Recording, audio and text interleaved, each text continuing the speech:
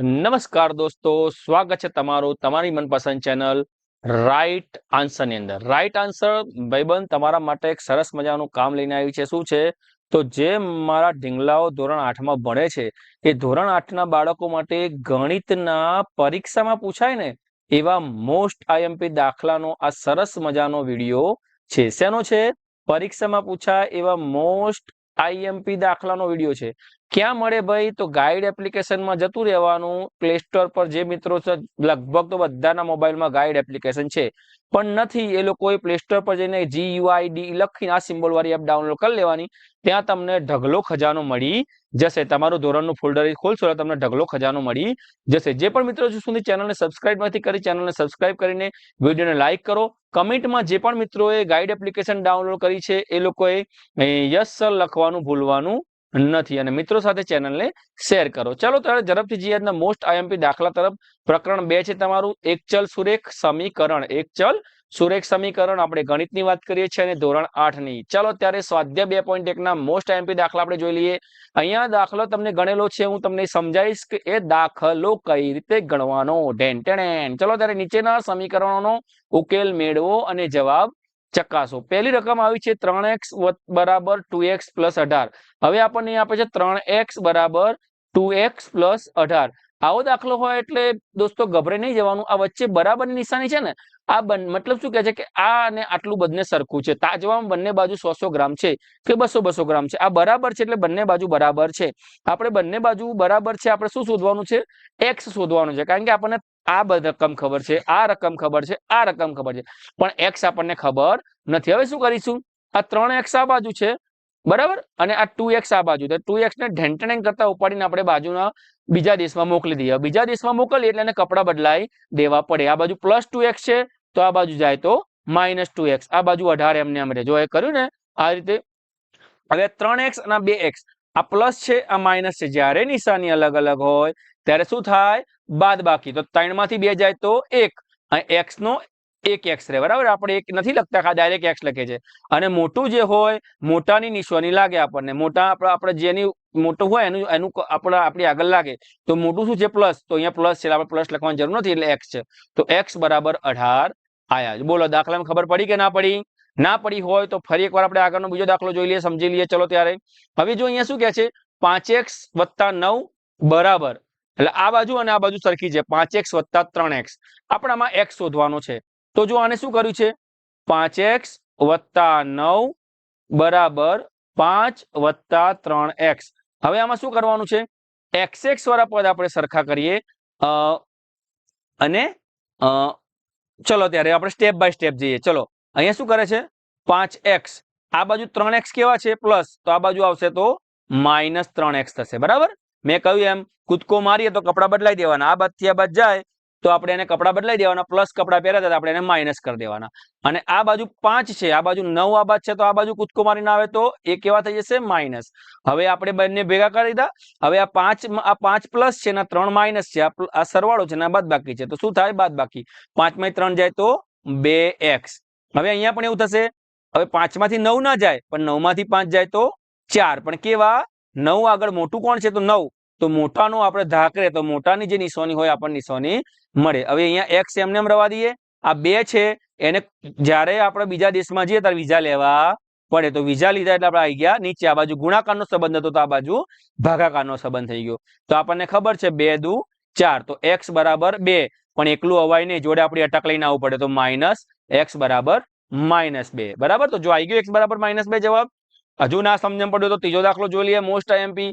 આ દાખલો પણ ખૂબ જ સરસ છે દોસ્તો. 2x - 1 બરાબર 14 - x.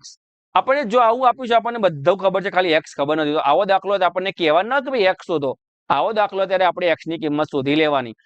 સેમ વસ્તુ આપણે કરીએ. 2x - 1 બરાબર 14 - x. હવે મેં તમને કહ્યું આમ 2x એમ રાખો. આ x આ બાજુ કેવા છે?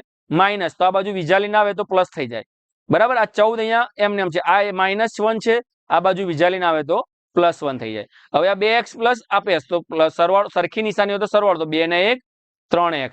એમાં આ બાજુ 14 ને 1 15. હવે આ બાજુ ભૂસકો મારવાનો. ચલો અહીંયા ગુણાકારમાં છે તો આ બાજુ ભૂસકો મારીને જઈએ તો સીધા નીચે દબાઈ જઈએ એટલે 3 થઈ જાય. ભાગાકારમાં તો 3 × 5 = 15. તો x બરાબર કેટલા આયા? 5 બોલો ખબર પડી કે ના પડી? જે પણ મિત્રોને કંઈ પણ પ્રોબ્લેમ હોય તો કમેન્ટમાં જણાવો. કદાચ સ્પીડ વધી પડતી હોય તો હું ધીમે ધીમે સ્પીડ ઓછી કરીશ, બરાબર, ચિંતા કરશો નહીં. ચલો અહીંયા આપણે જોઈએ x બરાબર 4 પંચમાંશ x પ્લસ 10. આપણને આવો દાખલો આપેલો છે. ગભરાવાનું નહીં, કશું છે નહીં, એકદમ સહેલામાં સહેલો દાખલો આ છે. શું કરવાનું છે જોઈ લઈએ. આવું આપણને આપેલું છે. હવે આપણે બંને બાજુ આને 5 વડે પહેલા ગુણી નાખીએ, બરાબર. ચલો પહેલા કૌંસ ખોલીએ તો આને આપણી સાથે ગુણી કરીએ, એવું કરીએ. ચલો અને બીજી રીત છે કે બંને બાજુ આપણે 5 વડે ગુણવા પડે, તો બે રીતે આપણે દાખલો ગણી શકીએ. અહીંયા જો અહીંયા બંને બાજુ 5 વડે ગુણેલી રીત તમને આપેલી છે. x બરાબર 4, આ રકમ લખી, બંને બાજુ 5 વડે ગુણ્યા, તો અહીંયા આ 5 ગુણ્યા x બરાબર 5 ગુણ્યા 4 પંચમાંશ, આ કૌંસમાં એમને એમ જ લખી નાખવાનું. હવે ગુણાકારનો સંબંધ છે એટલે 5 5 ઉડી ગયા. આ બાજુ થઈ ગયા 5x બરાબર 4 કૌંસમાં x પ્લસ 10. હવે આપણે કૌંસ છોડી દઈએ તો 4 ગુણ્યા x એટલે 4x વત્તા 4 દાન 40. હવે આ 4x આ બાજુ છે તો આપણને આ બાજુ આવે તો શું થાય બોલો? હા બરાબર, -4x. અને આ 40 એમને એમ 5x માંથી 4x જાય તો x બરાબર 40. છે ને સહેલો? સહેલામાં સહેલો દાખલો મને તો આ લાગ્યો. કશું કરવાનું છે હતું નહીં. બંને બાજુ આપણે હવે તમને એમ થાય કે સાહેબ બંને બાજુ 5 વડે કેમ ગુણ્યા? તો અહીંયા છેદમાં 5 છે એટલે આપણે આ બાજુ છેદ 5 વડે ગુણ્યા એટલે આપણો છેદ અને અંશ ઉડી જાય તો આપણો દાખલો સહેલો થઈ જાય. ડાબા બરાબર આ શું છે? આ ડાબી બાજુ છે ને આ જમણી બાજુ છે.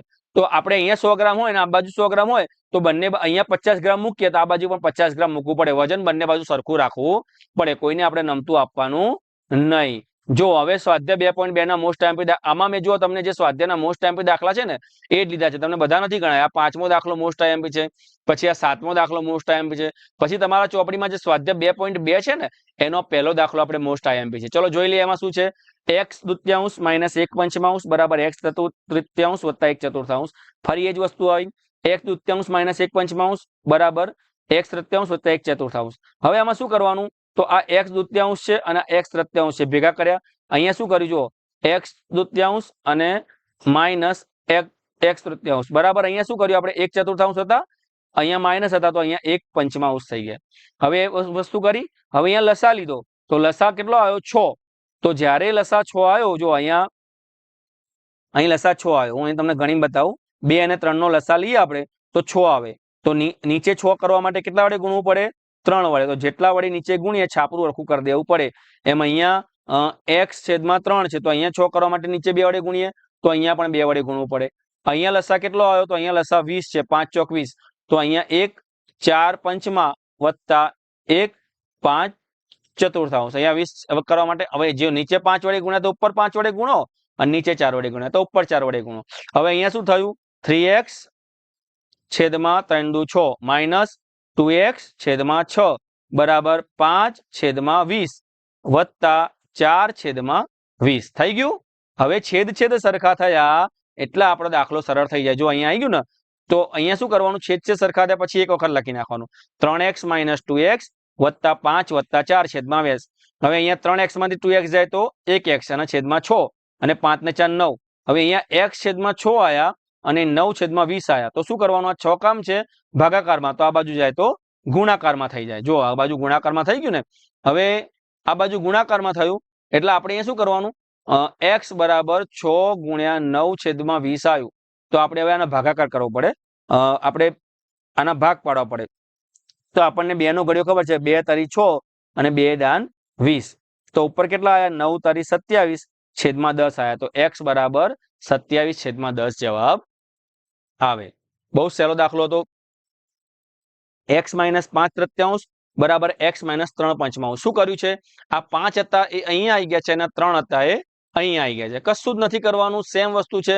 અહીંયા લસા આપણે જોઈએ તો 5 તરી 15, બંને બાજુ આપણે 15 વડે ગુણી નાખવાના છે. તો જો અહીંયા આપણો દાખલો છે x માઇનસ 5 તૃતીયાંશ બરાબર x માઇનસ 3 પંચમાંશ. બંને બાજુ આપણે 15 વડે ગુણી નાખો. આ બાજુ 15 વડે ગુણો અને આ બાજુ 15 વડે.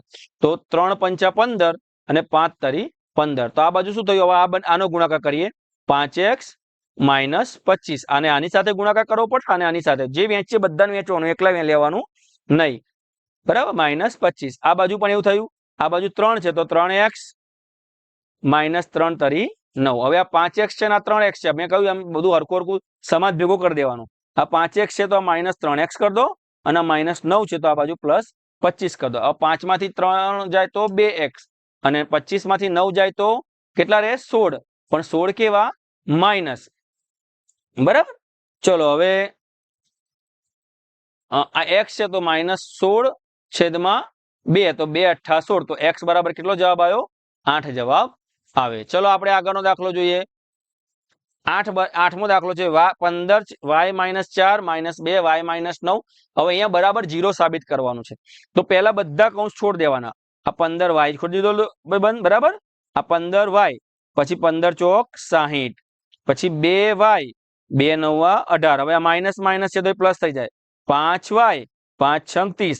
હવે આ 15y -60 -2y +18 +5y પ્લસ હવે જે xx yy વાળા પદ છે તો 15 આવા જોઈએ 15y માંથી આ માઇનસ છે તો 2y જાય તો કેટલા રહે 13y 13y માંથી 13 માં બીજા 5y ઉમેરે તો કેટલા થાય પ્લસ છે તો 18y. બરાબર.